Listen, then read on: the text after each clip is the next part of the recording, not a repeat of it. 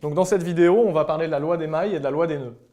Donc c'est deux lois fondamentales en physique. Donc on a déjà vu les notions de mailles, de nœuds dans une vidéo précédente, introductive à l'électricité. Donc maintenant on va l'appliquer. Donc je commence tout de suite avec la loi des mailles. Donc ici, tu vois, il y a un circuit classique avec deux mailles, une ici, deux mailles indépendantes en tout cas. On peut même y voir éventuellement une troisième maille. On en a déjà parlé dans une autre vidéo. Alors, il y a quoi dans ce circuit? Ici, il y a un générateur, tu vois la borne plus, la borne moins. Ensuite, il y a 4 éléments rectangulaires, ça peut être des résistors par exemple, des conducteurs ohmiques, on en reparlera.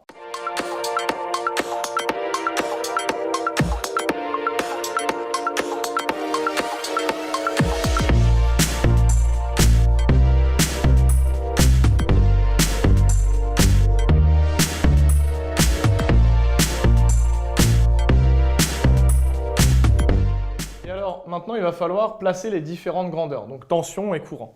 Donc là, il y a des règles à suivre et c'est très important. Cette première étape de représentation des tensions, il ne faut pas te rater là-dessus, sinon après tu vas voir que tout est faux. Donc la règle, c'est que quand tu croises un générateur, il va falloir que la flèche de tension soit dans le même sens que la flèche du courant. Donc ici, tu vois, j'ai indiqué un courant vers la droite, c'est moi qui ai choisi, mais tu peux faire ce que tu veux. Là, je l'ai mis vers la droite, donc du coup, la flèche de tension ici, E, elle est dans le même sens que celle-ci. Ensuite, le composant suivant, de même que les trois autres, ce sont des résistances, c'est-à-dire qu'elles reçoivent de l'énergie. Donc ce n'est pas des générateurs, c'est des récepteurs. Alors du coup, dans ces cas-là, la flèche de tension, elle est opposée à la flèche du courant. Et tu vois que c'est bien quelque chose que j'ai respecté 4 fois. Donc ici, on voit bien que la flèche, elle est opposée à celle-ci. Ici, dans cette branche, le courant, je l'ai appelé I1 et je l'ai mis vers la droite, la flèche est bien vers la gauche. Le courant, il fait tout le tour, il arrive là dans ce sens-là, et là, la flèche de U4 est bien aussi dans ce sens-là. Donc opposé.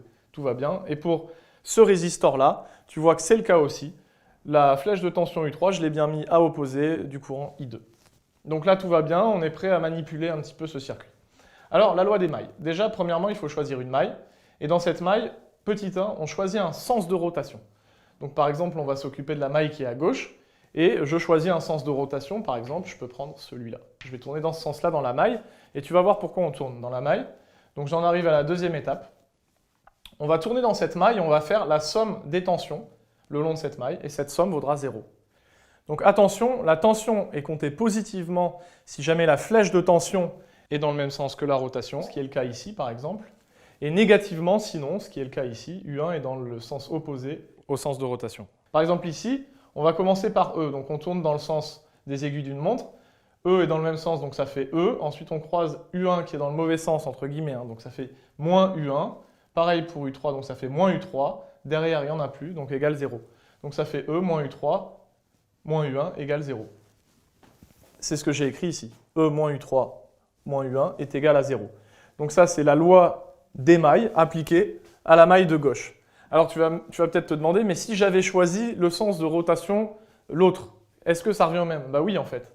Si tu avais choisi dans l'autre sens, bah, je peux par exemple commencer par U3. Je commence par U3. Donc U3, ensuite je croise U2 dans le même sens, ça fait U1, pardon, donc ça fait U3 plus U1. Ensuite j'arrive à E qui est dans le mauvais sens entre guillemets, donc ça fait moins E. Et j'arrive, il n'y en a pas d'autre, ça fait 0. Donc U3 plus U1 moins E égale 0, c'est ce que j'ai écrit ici. Et alors ça, là, ces deux équations, est-ce que ce sont les mêmes?